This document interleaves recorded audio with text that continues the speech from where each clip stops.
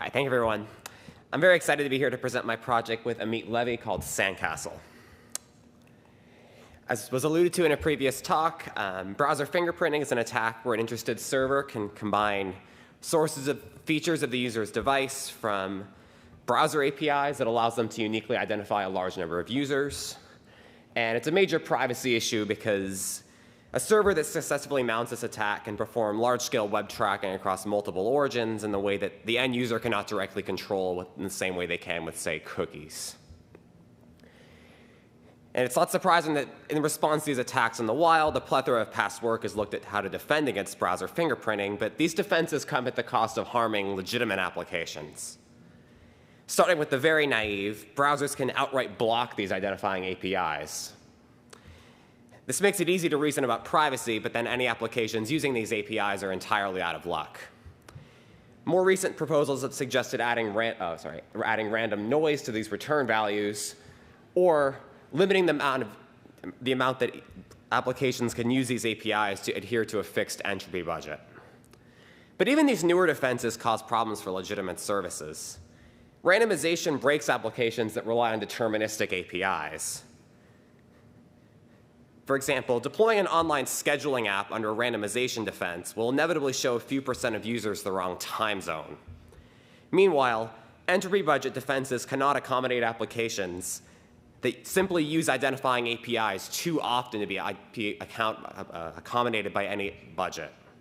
In fact, the Chrome developers were quick to point this out when they released a prototype of their entropy budget defense in 2020. So to address these issues, we developed a system called Sandcastle, which is a novel browser fingerprinting defense. Unlike existing defenses, Sandcastle enables legitimate applications to access identifying information from browser APIs without these harmful side effects, as long as the application only needs access on the client side and does not need to leak this information to the network. Because fundamentally, the server is really the thing that can perform web tracking. And if the browser is smart enough to understand that the information is only accessed within the browser, there's no need to perform these harmful side effects to make sure that it can't be used for tracking. So to ensure we can simultaneously uphold a robust defense and enable developers this flexibility, Sandcastle uses a strategy of code sandboxing. In our design, code inside Sandboxes is prohibited access to network APIs and is thus safe to run without these side effects.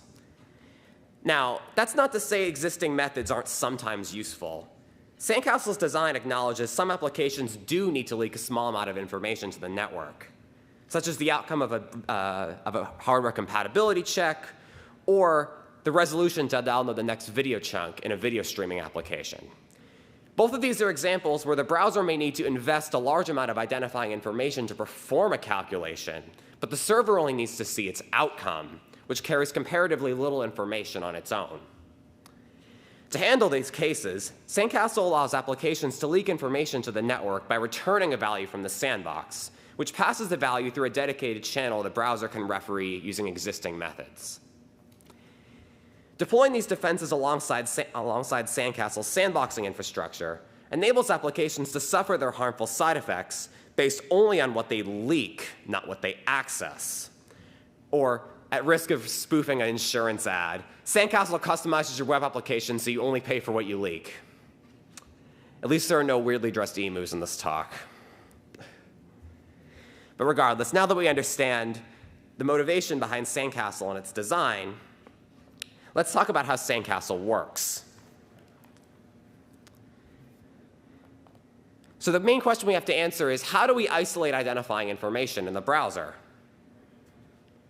If referring specifically to the question of isolating JavaScript concepts, this has been covered extensively by previous work. But JavaScript isolation alone is not enough to uphold our defense. We still have to worry about covert channels that could enable the attacker to leak information to the server without using our dedicated channel. The side channels we have to worry about in this system are leaking information based on the amount of time a sandbox runs, or having the attacker leak information using some feature of the document layout by writing to some DOM feature and then extrapolating that outside. So to prevent information leaking through these covert channels, Sandcastle's isolation boundary was carefully designed. Let's see how by taking a look at the API developers use to communicate with Sandcastle. So here's our Sandbox API. On the left, we see the function signature, and on the right, an example use case. Within unsandboxed JavaScript, developers tell the browser they want a block of code to be isolated from network APIs using the sandbox function. As you can see at the bottom, they pass in the function they want to run and any variables from the calling context they want to pass in as argument. In this case, we pass in a simple function and the value 1234, which takes the place of the variable a in our function signature. Inside our function, we call into a dummy sensitive API called sensitive, compare it to our argument value. If it's greater, we return foo, otherwise we return bar. Meanwhile, at the top, we see three optional parameters a developer can specify to specify the properties of their isolation boundary. First, the developer specifies the set of values, or in the case of continuous data, value intervals, the function is permitted to return. Since our example function can return foo or bar depending on the sensitive value, we include both these values at the top. By specifying these return values ahead of time, the application is actually specifying the granularity of data it cares about and will no longer be charged for useless information. The second argument specifies the time quanta at which these return values can become available to the caller. This is similar in principle to the return values, but it's instead used to limit the entropy of timing channels. When our function completes, the browser will find the next available time quantum and wait out the remaining time to reach it. So if we say our function here runs in 15 milliseconds, we'll wait the 5 milliseconds to reach the 20 millisecond quantum and then return. Together with the return values, this design ensures there is only a small, discrete set of states the caller can observe when the sandbox returns. Finally, the third argument is a reference to a sandbox region of the document, which the developer can tell the browser to create ahead of time. These isolated regions enable sandbox code to modify the document in a controlled manner that does not sacrifice our privacy guarantees. In our paper, we explain how the browser can use anonymous iframes and opaque origins to enable its same origin policy to enforce this isolation. Isolating regions of the DOM is another key component of Sandcastle's design, which relieves the browser of the challenging task of analyzing information flow across the entire document. But now let's use our example function and see how Sandcastle reasons about its behavior. To make it slightly more interesting, let's give the browser a DOM sandbox containing some text that says hello Sandcastle, and let's have our sandbox function change the color of the text, blue if it returns foo and red if it returns bar. To start out, the browser creates an isolated JavaScript context and begins running the code. And let's suppose in this case the if branch is taken. When the code reaches this line, it compares the opaque origin we assign the sandbox against the one assigned to the DOM sandbox containing our text element. Since they match, the color change succeeds. Next, when our function returns foo, the browser compares this string to each of the ones from the list we had on the last slide, which you remember was foo and bar. Since the first value matches, we know we can actually return that value. Next, Sandcastle needs to decide how much entropy our leak should charge to the page's budget. To do this, Sandcastle uses a component we call the cashier. The cashier computes this cost based on both the entropy accessed within the sandbox and the number of unique states the sandbox could leak. There's a lot I could dive into about the cashier if we had a lot of time, such as the complex algorithm that it uses to reason about how to avoid charging the same sensitive information more than once, which is important for accommodating applications like video streaming. But in our current example, the cashier's behavior is relatively simple. Once it observes our return value, it needs to reason about how many states the sandbox could leak, which in this case is actually 7, because we have 2 possible return times. At each of these, we could return foo or bar or something that wasn't in the list and we have to return an error.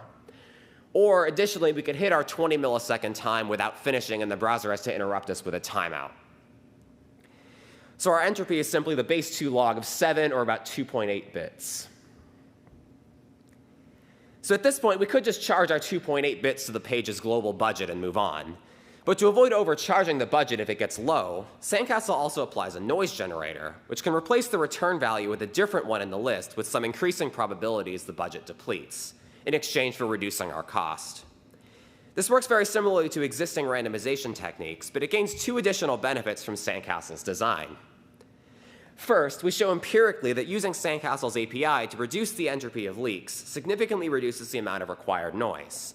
In this graph, there we go, On the x-axis, we have the intrinsic entropy of access within the sandbox, and each of these curves represents different sizes of leaks from the sandbox. In our example, we leaked about 2.8 bits, and let's suppose our sensitive API had an entropy of about 8 bits to start with. That puts us right here on the graph. 8 bits on the x-axis and between the 2-bit and the 4-bit curves. Our data shows that this allows us to reduce noise by a whopping 90% over leaking the information naively. In addition to these empirical benefits, Sandcastle's design also enables the noise generator to reason over the sandbox's pre-specified set of return states, rather than having to reason about the possible return values from every API in the browser, granting us a significant advantage in scalability as well. But back to our diagram.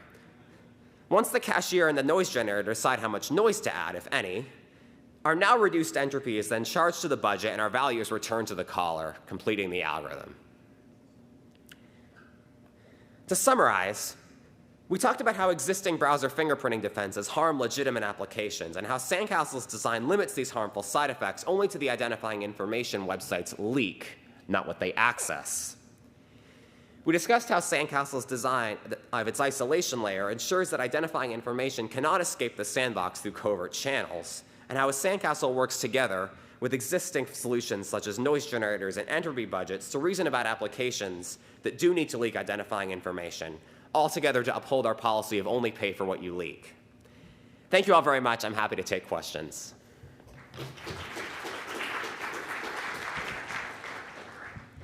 Questions?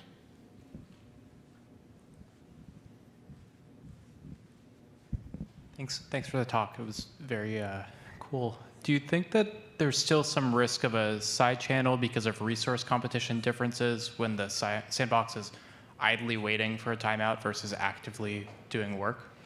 We actually thought of that. We actually purposely introduced some randomization. If it happens to choose the last quantum in the list, we actually add some additional timing noise. That way, if there's some actual some timing differences between if it times out versus if it hits that last quantum, it adds some extra noise to account for that.